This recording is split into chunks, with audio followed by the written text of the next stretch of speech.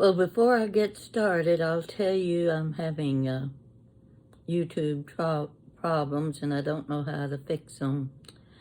And my mastermind just got out of the hospital and I'm going to have to go to Apple and see if they can straighten me out. You may not get this video. I'm just guessing and hoping that you do, because it's been a few days since I have talked to you, and I've been watching some things on YouTube that I don't ordinarily watch, instructions on how to do this, how to do that, and of course the main one was how to heal arthritis in the knee. And I will tell you right off the bat, I'm being very careful, and I'm trying to exercise according to the videos I've been watching.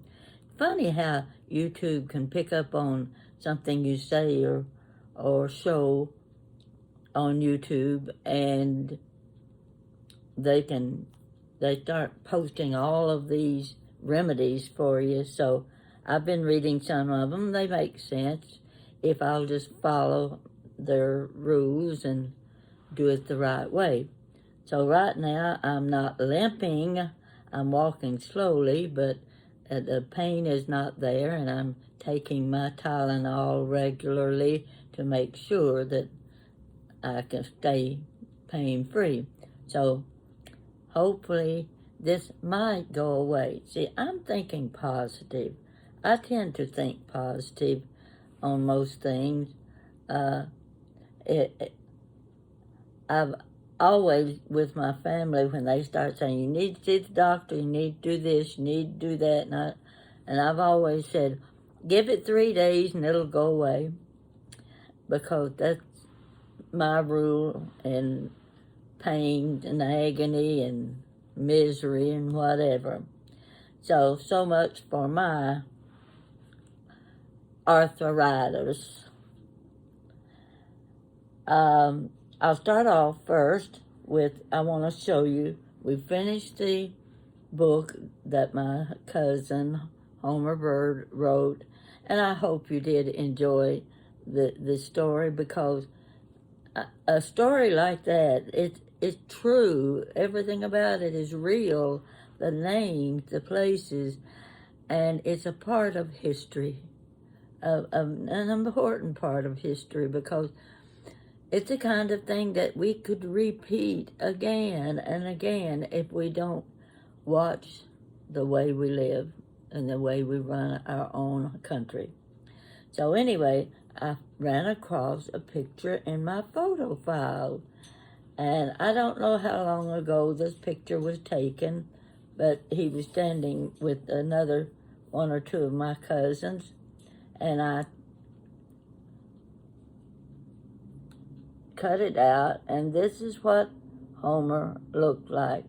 I'd say when this picture was taken, he probably had already written his book, because as I've told you how old he is, he's passing the 100 mark. And funny thing about it, when I look at him in this picture, he looked just like my Aunt Rachel. Funny, you don't usually think about boys looking like their mothers. You think they should look like their dad. But in this case, I can picture her. She wore her hair pulled back to the back of her head with a little biscuit on the back of her head. And she also wore glasses. So he looked very much like her.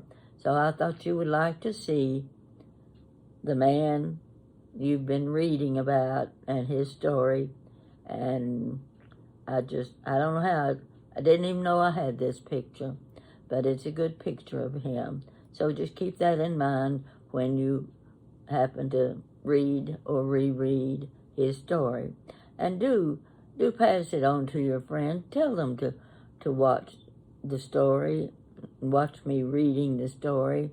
I'm not that good at narrating, but it's such a good story, it needs to be told. So pass it on to your friend. Okay, let's see what I'm going to do next. Had 3 or 4 things, and I always lose my notes, but I got some notes here I think I'm going to use, but I don't have my glasses on. If it ain't one thing, it's something else. So I'm trying to see if I can read. Okay.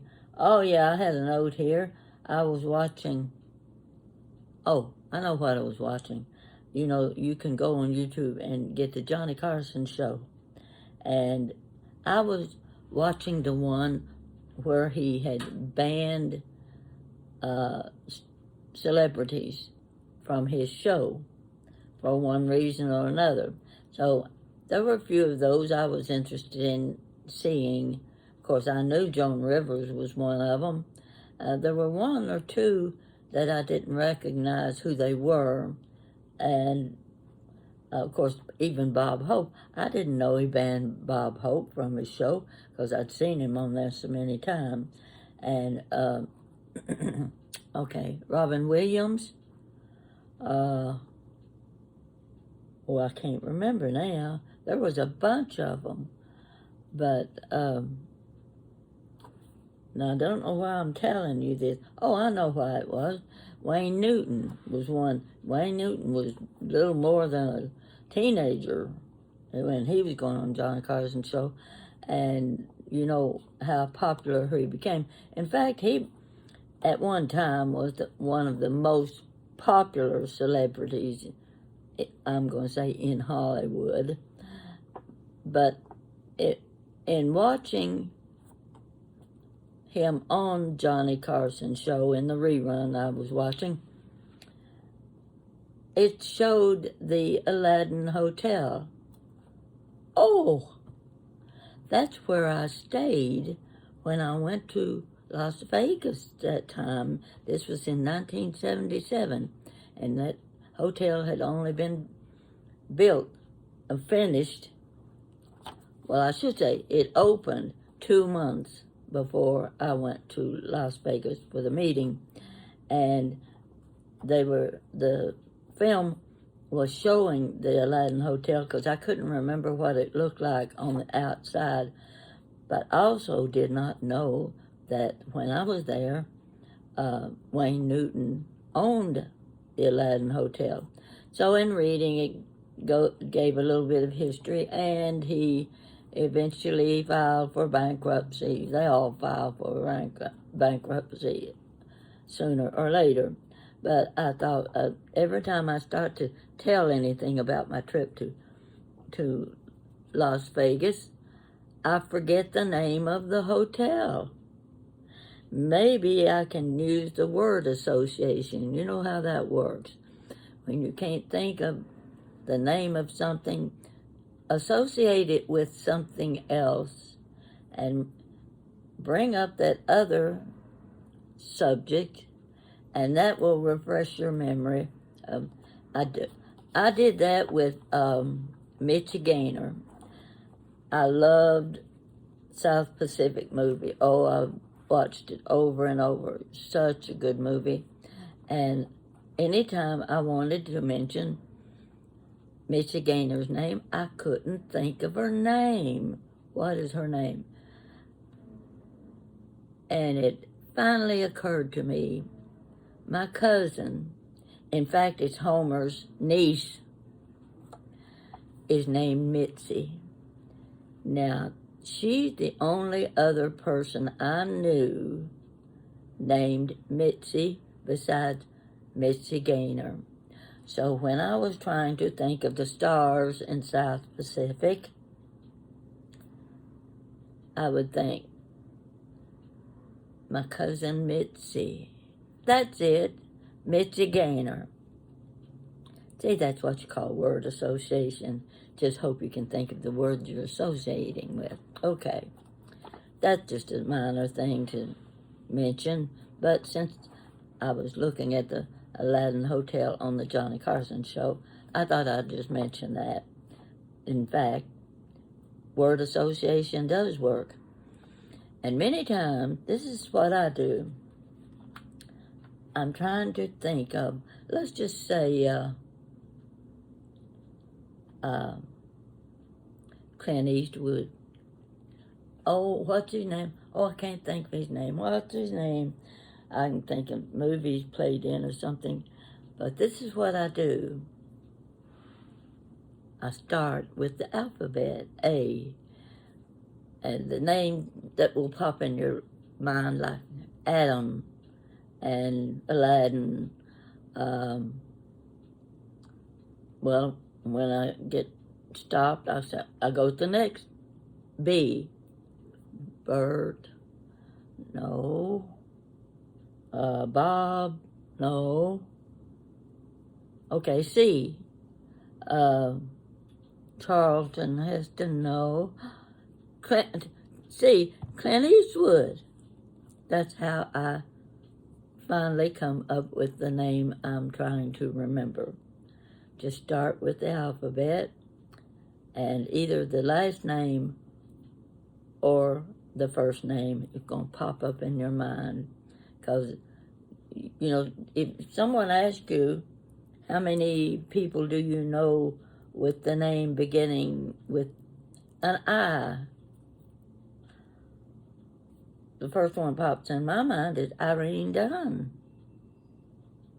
And I can't think of anybody else. Or if they say, how many starts with the B? Burt Reynolds, Burt Lancaster. That's how you can bring up something that just kind of stuck in your mind and it won't pop out. And it works. It actually works. You just have to practice it a little bit. Okay, next subject. Well, you see this little piece of paper I've got here. You know how you can buy those little little notepads. I got into this closet. Where is it behind me? Oh, it's over here beside this rack right here. You can see the edge of the door right there. That's my coat closet, but I've never put any coats in it. It's full of stuff that you never use. And I started reaching in, I started pulling things out, and would you know, I found 2 pairs of my gloves. How you can't remember what you did with your gloves? 1 pair of them happened to be my good fur-lined leather black gloves that I've had for years and years, and I'm always so careful when I wore those gloves because they were expensive and I did not want to lose them. What do you know? Right there in the side of the closet laid my leather gloves. And there's another pair of gloves. They were also black. But the funny thing about those gloves was they didn't match each other.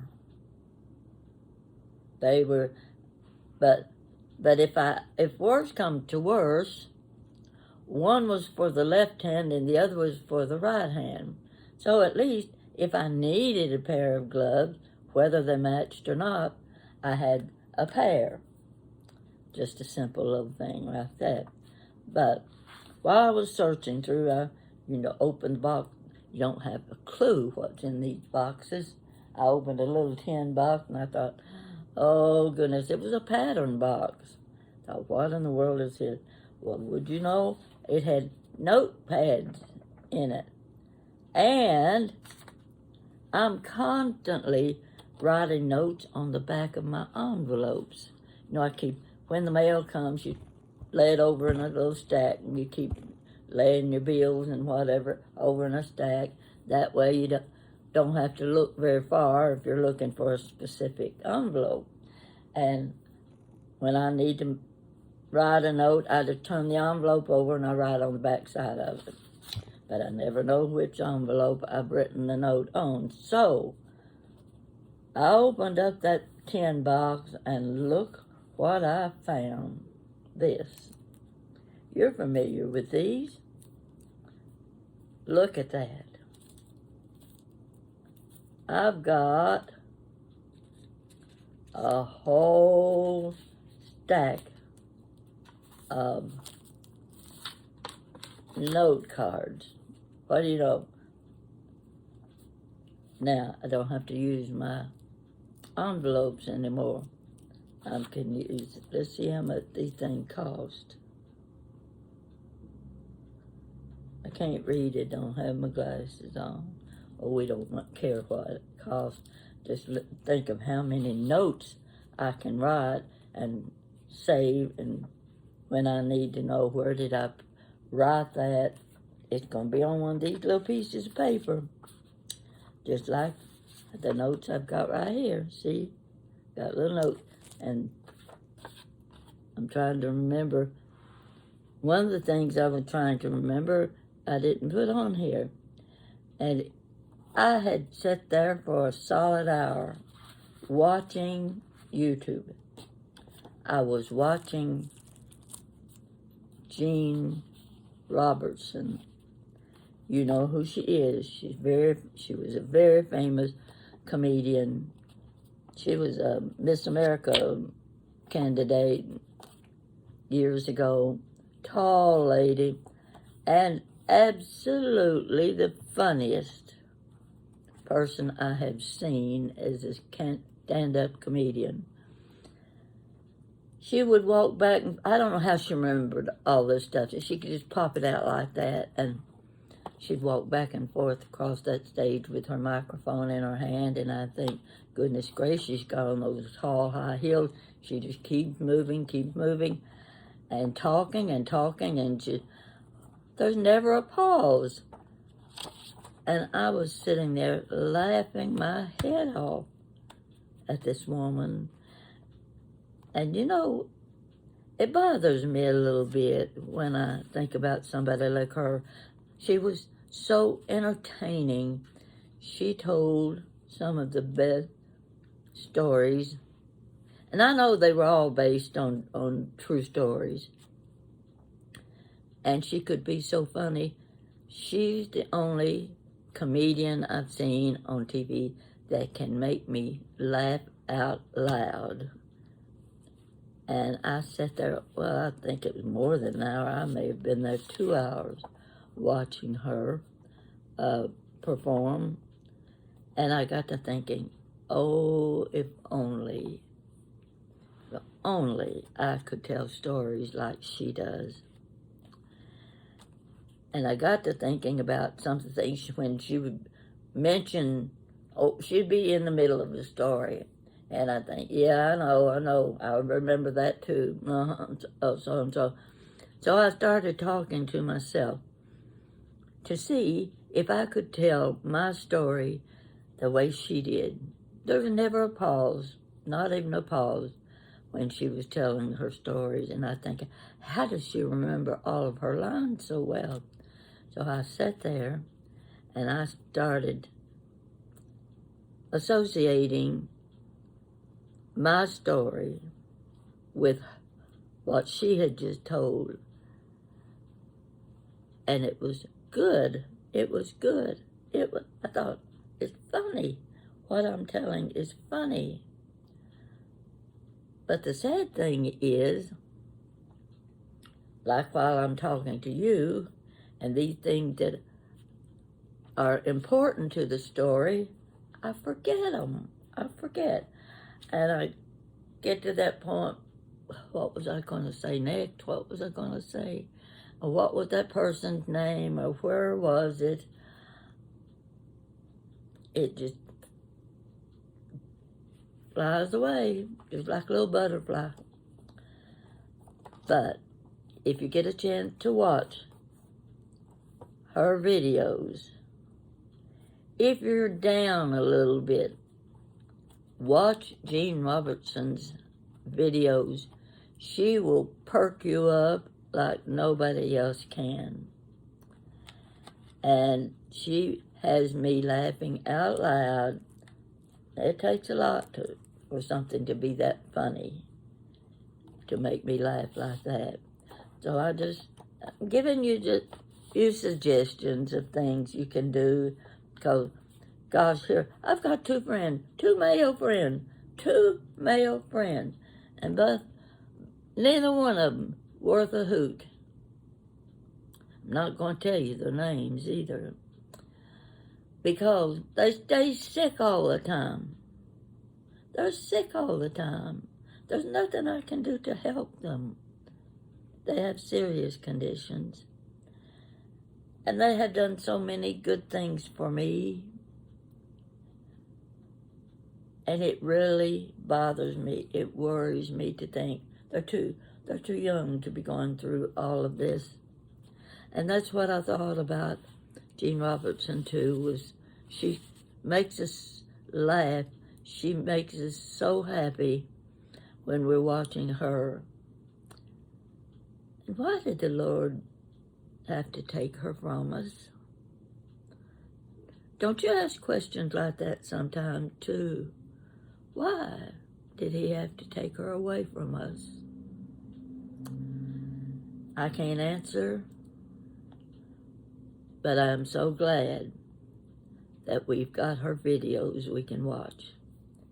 And when you're feeling down, go on YouTube and put her name in and sit down, get you something to drink, relax, and listen to her tell her stories.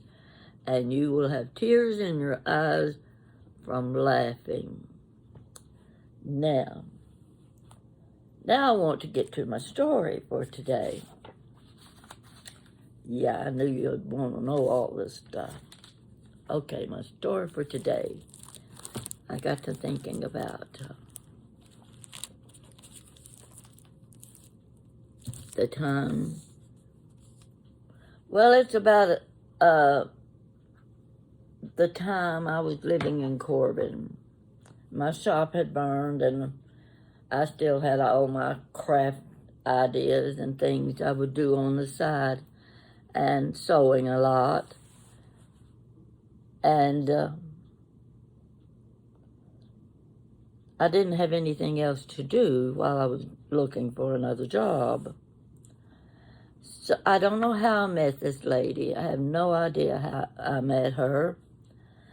But at the time, I was making little bridal pillows. You know, those little bitty pillows that they put the bride and groom's wedding bands on the pillow, tied with a little ribbon, and it's got little pearls and rhinestones and things, ribbons.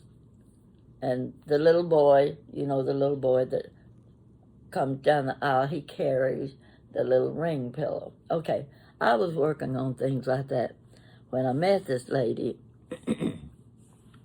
Her husband was a builder, and they lived in London, Kentucky. And that was just about 12 miles away. So she was living in a new house that he had built. She took me to her house once, but first she had seen some of the work that I did, and she asked if I would make pillows for her. So why not? She's paying for it. I'll be glad to. What she did, she had her draperies, her dust ruffles, everything matching, and she had lots of remnant fabrics left over from covered of her upholstered chairs, things like that, and she wanted some pillows. She asked if I would make pillows for her. Sure, let me know what you want. Well, she would bring her remnants to me, and I could work with them because she wanted them for the bedroom, the living room, whatever else. Maybe even chairs for her dining room chairs. So she gave me all these upholstery fabrics, and I'd make 3 or 4 pillows, and she'd bring more fabric. She wanted more pillows. Oh my gosh, okay. All right. And each time I made a pillow, I wanted each one to be different. I didn't want any two just alike. I'd take her pillows to her. She's very satisfied with my work. Here's some more material. would you make me a couple more pillows? I ended up making 22 pillows. 22 pillows. Those little throw pillows, you know, with the little edges, the cording around them, and the ruffles and what have you. I'm running out of ideas. I can't think of another design to create for pillows. So I finally told her, I said, please don't bring me any more fabric, because I just can't think of anything else to make. Well, I don't know how it happened. She started telling me about an elderly lady that had a loom. You know what a loom is, especially one that will fill a whole room, great big loom that you make rugs with, and you can make placemats, all sorts of things with your cotton fabrics. Okay, just by chance, I had bundles of drapery fabric, remnants. I had those when I had moved from Lexington, and had cornice boards and draperies made from fabric that a friend, she did all bedspreads, she made all sorts of things, mostly curtains. And she would give me the small bundles of remnants from her cotton fabrics. And I could do things like making pillows and using them for extra trims on other items that I did. So I had a lot. And the lady was making rag rugs. I don't know how familiar you are with rag rugs, but you can go to any county fair and there'll be a table there with placemats and scatter rugs. And they look like this. Let's see if I can get back far enough. I want you to see what it looked like. This just gives you an idea of what a rag rug looked like. It's got the little edging. Okay, this elderly lady had this large loom, and I asked my lady friend, would she make some rugs for me? Oh, sure she will. She'll be glad to if you've got the fabric. I said, I've got lots of fabric. I've got drapery fabric, which is what the best thing you can use. And so I gave her the material, and I matched them up, you know, the combinations, if it was green and yellow and brown or whatever, you know, or in this case, red, white, and blue. This happened to be the only rug I have left of the rugs she made for me. I think the last I remember I had 8 rugs. They were different sizes, different lengths, depended on how much fabric I had given her. Okay, I got down to, I had 8 rugs. And I think the last batch of fabrics I gave her was a large bundle. My friend came back to me and she said,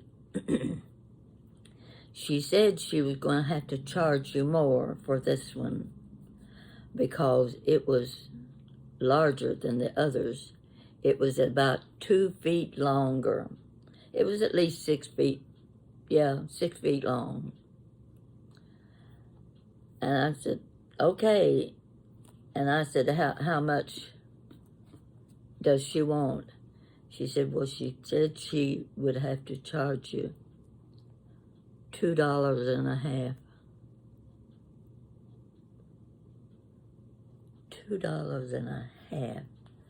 She had charged me $2.25 for each of my 8 rugs that I had, using her string. You know how much string it takes?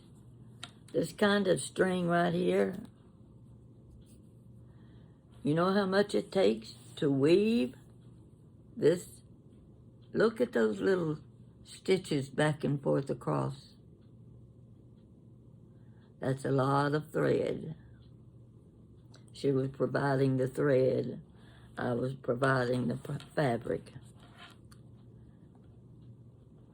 7 rugs cost me $2.25 each. The 8th rug cost me $2.50. I felt like I was stealing from this lady. And I said, no, I can't let her do all that work for $2.50. She said, that's all she'll take. I said, but she's not making anything. She said she's doing this because she loves to weave. And she has nothing else to do. And she said that's all she wants. The $2.50 wouldn't have paid for the thread across. See those white threads? This is the only rug I have left. I gave them all away. And I kept this one mainly because of its colors. I decided I wanted to keep the one that was red, white, and blue. Now these fabrics were mine. And every strip where you see the white threads across there, each one of those rows had to be cut or torn apart about 2 inches wide in order to weave them. Each one of these, she had to cut all of this fabric in strips. $2.25, $2.50. To me, when I started looking for the rug, I thought, please, surely I still have the rug. I couldn't have given away the last rug that she made for me. It's a treasure. And I walked in the bedroom this morning, and stuck over in a corner was this folded rug. Oh, so this side, with the fringe on the ends. It's been washed. So I thought you might appreciate that story. And I wish I had kept all of the rugs, but I didn't need them. And it was a way of making use of my remnant fabrics. Well, I decided, I think she was going to sell the loom. I got this big idea in my head that I was going to buy that loom. Do you know how big those looms are? They take up a whole room. You just got enough room to walk around it. Do you know how long it would take to thread that loom? longer than I would ever have the patience to do.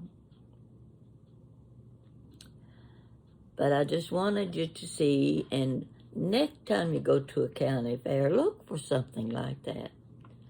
And if you do see probably placemats, take a close look at them and see how intricate the stitches are, how long it would have taken you to make something like that yourself. This is the way it was in your grandmother's day. She probably made her own rugs. I know I saw one in my house. A friend of mine went to her sister's house. And in one room, she had a 10 by 12 braided rug. Hand braided rug. I was fascinated. She had made it herself.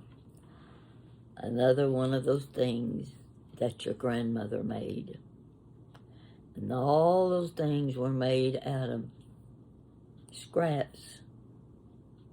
Extra. When you couldn't wear the clothes anymore, you cut them in strips and you made rugs out of them. So that's my story for today. I just wanted to comment that when you start getting low on stories to tell, it's bothersome. You can't keep them coming steady like I've tried to do. I'm running out of true stories, and I sure as the dickens cannot tell you any fabricated stories because I'm not that good. But I saw something on Facebook. I want to pass it along to you. I think it was funny. So I wrote it down. Where's my glasses? I don't see them handy. Well, I'll see if I can see this.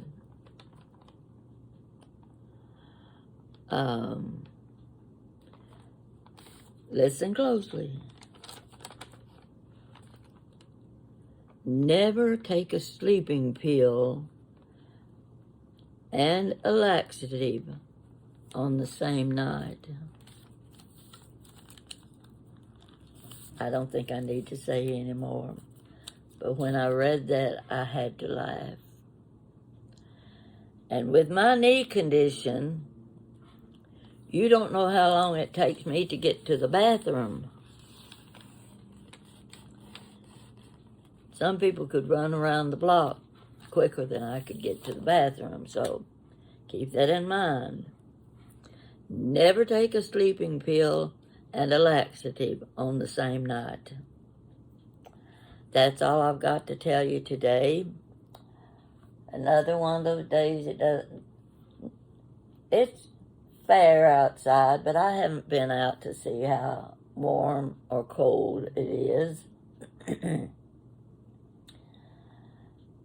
And I'd sure like to have something good to eat that I don't have to cook. I hope you are having good days, and keep in mind, my two friends, both sick, my male friends, they are so helpful to me. Whatever chore I have, they know how to, they've got the cure. They need help. And the only thing I can think of is a few prayers.